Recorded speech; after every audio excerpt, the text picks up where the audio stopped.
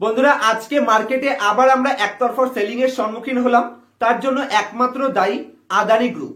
কারণ আজকে সকালে লেটেস্ট নিউজ অনুযায়ী আদানি গ্রুপের উপর নিউ ইয়ার কোর্ট দাবি করেছে যে আদানি গ্রুপ ভারত সরকারের বিভিন্ন এন্টিটিসকে টোটাল $250 মিলিয়ন তারা ঘুষ দিয়েছে শুধুমাত্র রিনিউয়েবল এনার্জির বেশ কিছু কন্ট্রাক্ট সাইন করানোর জন্য। যেটা যদি আমি ইন্ডিয়ান মানি হিসেবে দেখি তাহলে 3,500 কোটি রুপিস আদানি গ্রুপ ঘুষ দিয়েছে বিভিন্ন সরকারি এন্টিটিসকে বিভিন্ন রিনিউয়েবল এনার্জির পাওয়ারের কন্ট্রাক্ট ম্যানুফ্যাকচারিং কন্ট্রাক্ট গুলো তারা পেয়ে যাওয়ার জন্য, যেটার জন্য আদানি গ্রুপ ভবিষ্যতে অনেক বড় প্রফিট পেয়ে যাবে। আর এই নিউজটার জন্য টোটাল আদানি গ্রুপ ডাউনে চলে গেছে, যে কারণে ওভারঅল মার্কেটকে একসাথে নিয়ে তারা মার্কেটকে ডুবে নিয়ে গেছে। আর এই মার্কেট কন্ডিশন যদি আমি দেখি, কিছু ইম্পর্টেন্ট পয়েন্টস আমি আপনাদের বোঝাতে চাইছি, আপনাদের আইডেন্টিফাই করে দেওয়ার চেষ্টা করছি।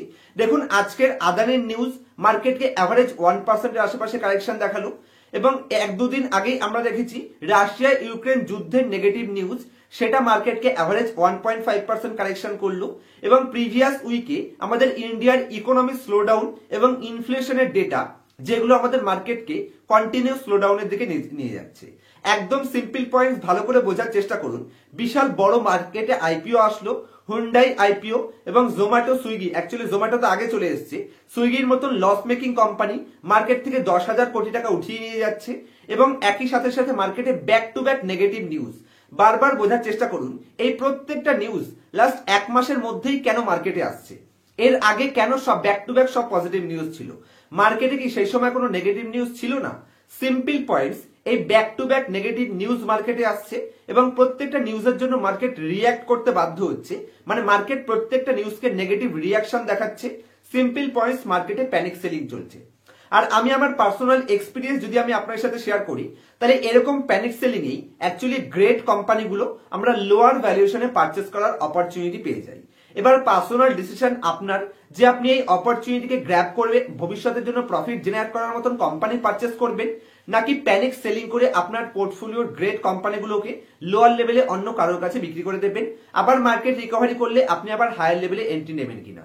দেখুন, আমি যদি আপনাদের পার্সোনাল একটা এক্সপিরিয়েন্সের কথা বলি, যখন ব্যাক টু ব্যাক মার্কেটে নেগেটিভ নিউজ আসে, মাথা রাখবেন সেই নিউজগুলো মার্কেটে আসছে না, আপনার কাছে নিয়ে আসা হচ্ছে। কারণ যে কোনো মার্কেট কন্ডিশনে আপনি 10টা পজিটিভ নিউজও পেয়ে যাবেন এবং 10টা নেগেটিভ নিউজও পেয়ে যাবেন। সব থেকে ইম্পর্টেন্ট, মার্কেটে সেই নিউজগুলো কোন টাইমে আপনার সামনে আনা হচ্ছে, কারণ এই নিউজগুলো শুধু আপনার সামনে প্রেজেন্ট করানো হচ্ছে যাতে করে মার্কেট অপারেটরসরা আরো গ্রেট কোম্পানিগুলোকে আরো লোয়ার লেভেলে ধলাই পিটাই করে নিয়ে যেতে পারে এবং আপনার আমার স্টপ লস হিট করাতে পারে। কারণ আপনার এবং আমার স্টপ লস হিট করলেই তারা লং টার্মে প্রফিট জেনারেট করতে পারবে।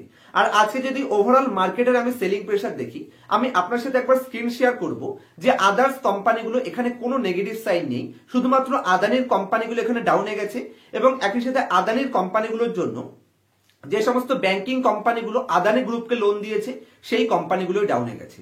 এবং আমার পার্সোনাল ওপিনিয়নে আমি যেটুকু এক্সপিরিয়েন্স মার্কেট থেকে নিয়েছি, আমি বুঝতে পারি এই যে নিউজটা এসছে, এই নিউজটার জন্য লং টার্মে আদানি গ্রুপ বেশি বড় ডাম্পিং খাবে না বলে আমি মনে করছি। আজকে যে 15-20% করে ডাউনে গেছে, আদানির একটা কোম্পানিতে আমি গ্রেট অপরচুনিটি দেখে বড় অ্যালোকেশনে ইনভেস্ট করেছি, একদম ভোরবেলাতেই সেখানে আমি আপনার সাথে শেয়ারও করে দিয়েছিলাম। অলরেডি সেই কোম্পানিতে আমি 5% পজিটিভ আজকে ঢুকে গেছি। আমি এখনো ডিসক্লোজ করছি না যে কোন কোম্পানিটা, যারা আমার কাছে পার্সোনাল ক্লাস করেছে তারা অবশ্যই স্ট্যাটাসে পেয়ে গেছে যে কোন কোম্পানিতে আমি এন্ট্রি নিয়েছি। এবং আপনারা যদি একটু রিস্ক নিতে পারেন তাহলে এই টাইপের কোম্পানিতে আপনি আবার অপরচুনিটি পাবেন।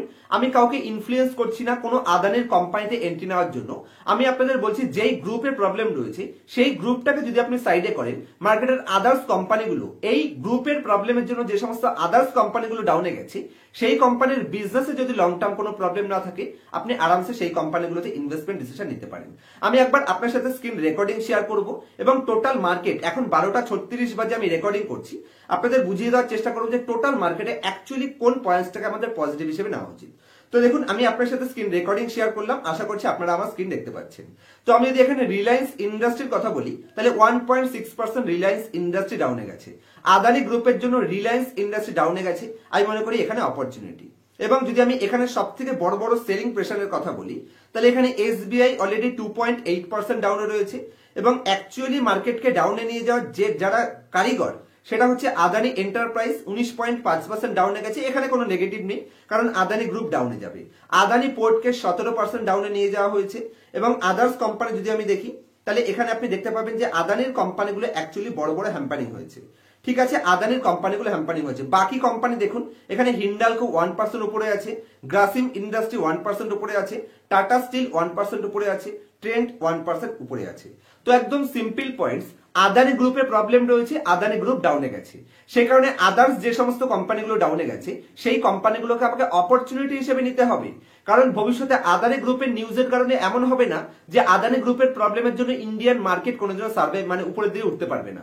সিম্পল পয়েন্টস মাথায় রাখবেন, যদি আমাদের ইকোনমি এখান থেকে গ্রোথ করে, যদি আপনার এবং আমার পার ক্যাপিটা ইনকাম সোর্স ইনক্রিজ হয়, তাহলে ডেফিনেটলি আমাদের মার্কেটও এখান থেকে উপরে যাবে। কারণ আমাদের ইকোনমির সাথে মার্কেট ডাইরেক্টলি লিঙ্ক রয়েছে। যেটা ওয়ারেন বাফেট বলেন, যেটাকে আমরা বাফেট ইন্ডিকেটর হিসেবে জানি, market cap two GDP ratio সবসময় ইকুয়াল হবে। সুতরাং আমাদের যদি এখান থেকে ইকোনমি গ্রোথ করে, তাহলে মার্কেট ক্যাপ কিন্তু গ্রোথ করতে বাধ্য। তো এই নেগেটিভ সেন্টিমেন্টে যদি আপনি গ্রেট কোম্পানি পাচ্ছেন, সেটা আপনি অপরচুনিটি হিসেবে গ্র্যাব করতে শিখুন, ডেফিনেটলি আপনি মার্কেট থেকে বড় প্রফিট কামাবেন। হ্যাঁ, আদানি গ্রুপের উপর আর যে নেগেটিভ নিউজগুলো রয়েছে, আমি যদি আপনাদের সকালবেলার একটা ডেটা দেখাই, তাহলে আদানি গ্রুপের নিউজ আসার আগে, মার্কেট ওপেন হওয়ার আগে গিফট নিফটিকে যদি আপনি দেখতেন, তাহলে গিফট নিফটি অ্যাভারেজ 1% এর আশেপাশে, না 1% বলবো না, 100 পয়েন্টস, গিফট নিফটি 100 পয়েন্টস উপরে ছিল। এবং জাস্ট আদানির নিউজের জন্য মার্কেট আজকে নেগেটিভে এসেছে, এবং মার্কেট সেখান থেকে কিছুটা ধীরে ধীরে রিকভারি করা স্টার্টও করে দিয়েছে, যেটা ক্লিয়ার কাট সাইন আদানির প্রবলেমের জন্য লং টার্মে ইন্ডিয়ান মার্কেটে কিন্তু লং টার্ম প্রবলেম হবে না, মার্কেট আবার রিকভারি করে যাবে। যে কারণে এটাকে কি হিসেবে নেওয়া উচিত, অপরচুনিটি হিসেবে নেওয়া উচিত, নাকি প্যানিক সেলিং করা উচিত, পার্সোনাল ডিসিশন সম্পূর্ণ আপনার হবে। আদানির বন্ড যদি আমি দেখি, তাহলে আজকে 10% নিচে পড়েছে, যেটা আদানি গ্রুপের জন্য নেগেটিভ সাইন। আর এই আদানি গ্রুপ রিসেন্টলি তার আরো নতুন বন্ডের মাধ্যমে বেশ কিছু ক্যাপিটাল মার্কেট থেকে রেজ করতে চাইছিল, যেটা হয়তো আদানি গ্রুপের জন্য শর্ট টার্ম নেগেটিভ ইম্প্যাক্ট নিয়ে আসবে। এবার এখানে আমি ক্লিয়ার কাট একটা ইন্ডিকেশন দেখতে পাচ্ছি, প্রাইভেট সেক্টর ব্যাংকের দিকে সেক্টর রোটেশনের সাইন দেখতে পাচ্ছি। তো যদি আপনার কাছে ব্যাংকিং কোম্পানির এক্সপোজার সঠিকভাবে না থাকে, এই অপরচুনিটিতে ব্যাংকিং কোম্পানি নিয়ে রাখুন।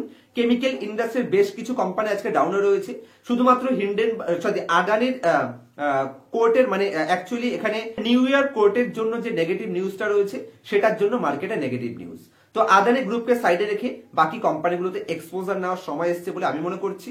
তবে অ্যাভারেজ যদি আপনার কাছে 30% ক্যাপিটাল রয়ে গেছে, সেই ক্যাপিটালটাকে ইনভেস্ট করার প্রয়োজন নেই। 30% এর বেশি ক্যাপিটাল যদি আপনার কাছে রয়েছে, তাহলে সেই ক্যাপিটালটাকে আজকের মার্কেটে আপনি ইনফ্লো করে দিতে পারেন, বা আজকের ভিডিওটা হয়তো আপনারা সন্ধ্যাবেলা পাবেন।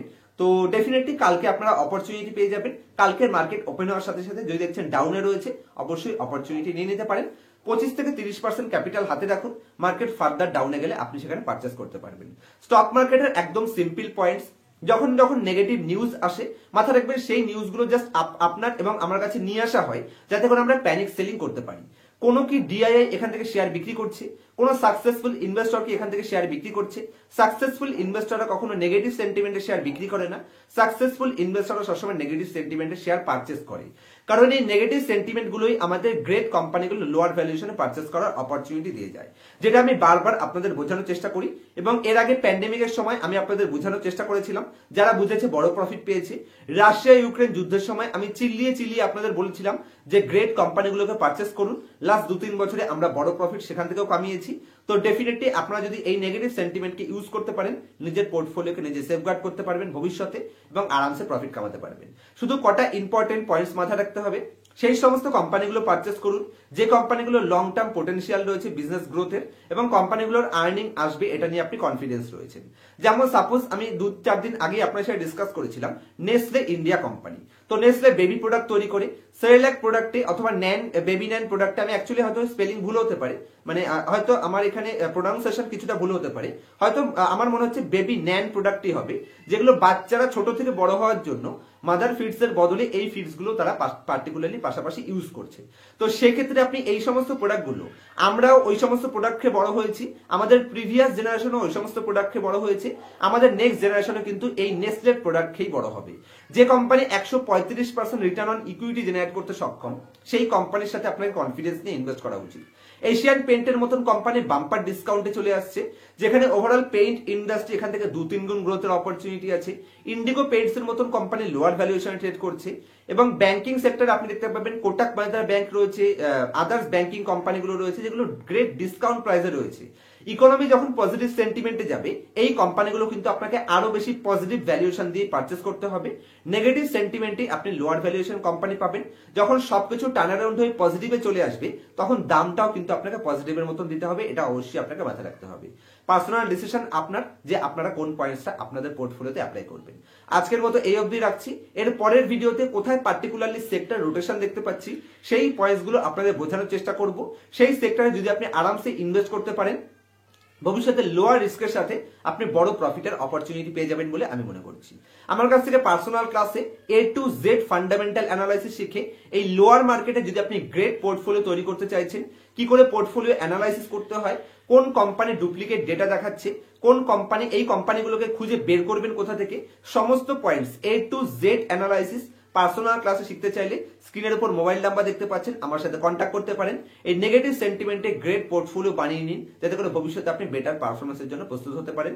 আবার এই নেগেটিভ সেন্টিমেন্টে যদি আপনি ভুল কোম্পানিতে ফেসে যান তাহলে আপনি আবার জবরদস্ত ফেসে যেতে পারেন। যে কারণে এক্সপিরিয়েন্স মিনিমাম 5 বছরের কম হলে মিউচুয়াল ফান্ডের সাথে থাকার চেষ্টা করুন।